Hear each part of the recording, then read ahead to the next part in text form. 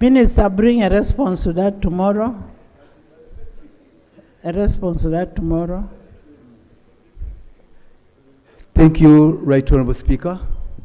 Right Honourable Speaker, I'll be careful by not going through the matters that could be internal affairs of the NRM, probably handled by the tribunal.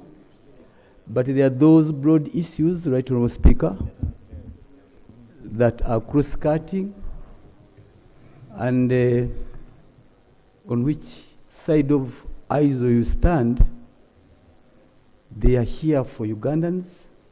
And as a result, Honourable Speaker, I'll just talk about those that concern all of us, irrespective. Right Honourable Speaker, the issue about violence meted out to the people, to the voters, and the systematic way, I pity and I don't envisage what is coming, whereby, for instance, there was a communication blackout, telephone masts were hacked, and we couldn't communicate.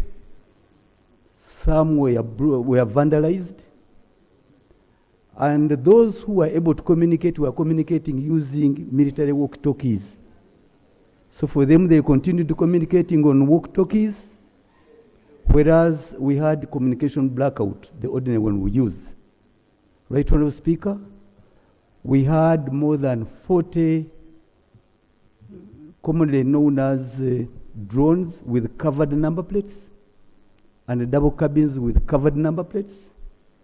But on top of that, on top of those who are putting on civilians in those vehicles, there were the outright use of military vehicles, particularly the notorious lorry H4DF 3329, with the combat-ready soldiers driving around in support of those Nkoni squad meaning people who are wielding sticks.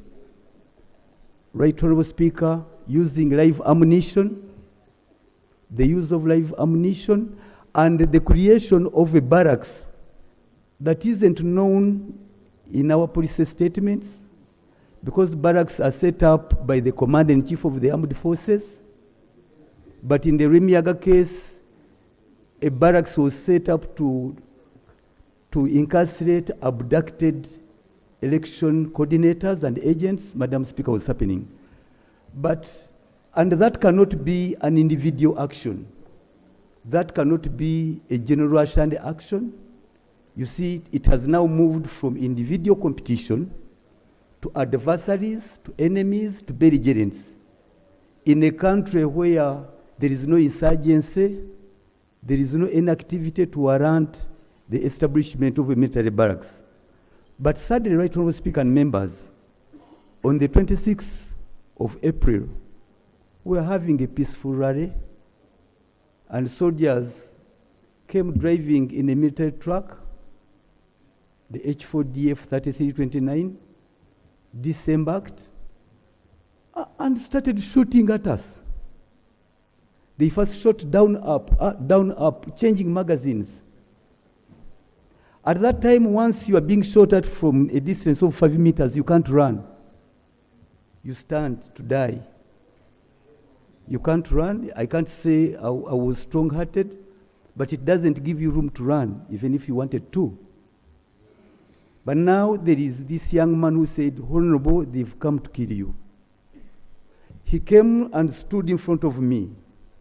And I thought, I pushed him away, mvako, meaning get away from me, because he himself had life. Little did I know that as I was pushing him, a bullet hit my finger, and it took him, shattered his heart, and he collapsed. Banku yesasi. He died on the spot. That bullet was meant for me because my shirt, my yellow movement shirt, was split with blood of that Fred Sembusi. It is agonizing that you can't even sleep to know you would not be here, you would be dead. You can't be sure you would be here. I knew I would be dead. Once you realize the circumstances of Fred Sembusi's death. But most painful, the culprit, Lieutenant Ziwa, who came aboard that truck and was commanded. At first, himself, he didn't have the rifle in his hands. He moved and picked one from one of the soldiers. He came and held it under his armpit, and he turned and released the bullet that shot Sembusi, Right Honorable Speaker and members. Now the issue, the killer soldier, Lieutenant Ziwa, maintained his barracks at Lwemiyaga. He continued there, and today he's in Lwemiyaga. He's the same Ziwa who even shot at us on the 17th while we were having NRM primaries, shattering the glasses of my vehicle. The same person. So untouchable. I remember at the burial of Sembusi, the commandant of the mechanized division, Masaka, Major General Sunday, assured the mourners that Lieutenant Ziwa is being held by the army for interrogation. It was a lie. He's still around. He even shot at me on 17th again. Even the chairman's elections, he was still there commanding the operations. And to this, Right Honorable Speaker, those who know the president's intolerance with the use of a gun, how did we arrive at this? For a person to kill, injuring an MP, but also there is another Moses Tebengana, had 8 stitches on his head. He was so lucky that the bullet only went through the skin of the head. It is his vein that got ruptured. It bleeded for 2 days, but now he's okay. But how come that the guns that are supposed to be protecting civilians are being turned against the people? Right Honorable Speaker and members, when all this is said and done, the level of impunity, the soldiers who retired took command. They were not merely opponents, but they took command of the UPDF. There is General Phinehas Katirima, and that General Phinehas Katirima is the one who even abducted the polling officials and removed the election materials. But the last one, Right Honorable Speaker, before the last election, the Inspector General of Police, Mr. Bias Byakagaba, came to Sembabule and assured all of us that the President of Uganda, His Excellency President Yoweri Museveni, had taken a decision to withdraw the army and allow the police to take the lead.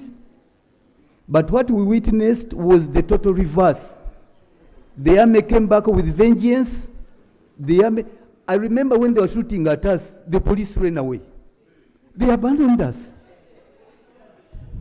And wherever the army could appear, the police would somehow find their way out and drive away. And we have the generals, General Phinehas Katirima, General Emmanuel Rashad, who is a candidate, but turned into commanding the UPDF. He's the one who ordered Ziwa to go and clear us. And when the officer went back and reported to him, he said, I thought you had killed someone. You killed a dog. That Ssekikubo was never killed because somebody else was killed. Thank you. Honorable Ssekikubo. Yes. The statement that you're giving is under Rule 57. That's a personal explanation. And we are talking about the people who are not in the house. So bring that personal explanation. We look at it, then we shall give you a chance to present it to the House. But that does not mean, can you sit down? That does not mean that we should not investigate this. We'll ask government, Honorable Bua, government, there is a Minister General. We'll ask government to investigate this, but I will need a personal explanation from you. We go through and then we shall give you space to come and present. I want to thank you, Right Honourable Speaker. Next item. Only that, Right Honourable Speaker. Lob had something.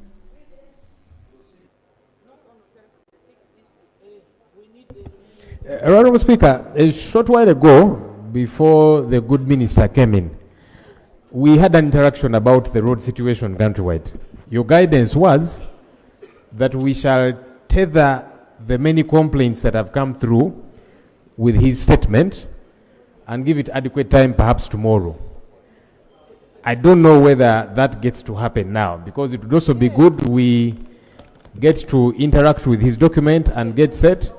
There were numerous questions for you here, especially from the side on which you sit, so that we get ready and put all these issues to the Honourable Minister.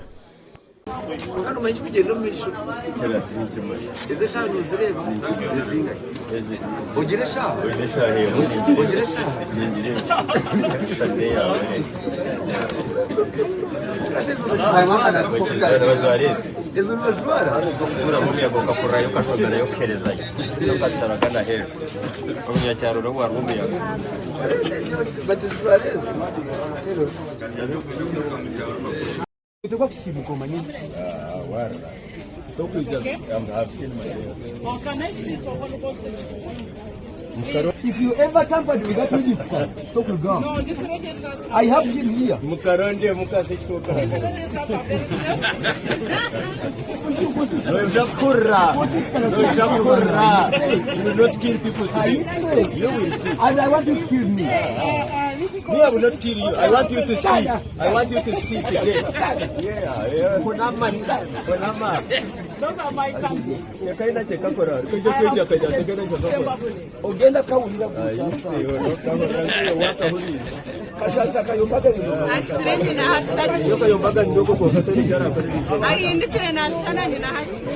I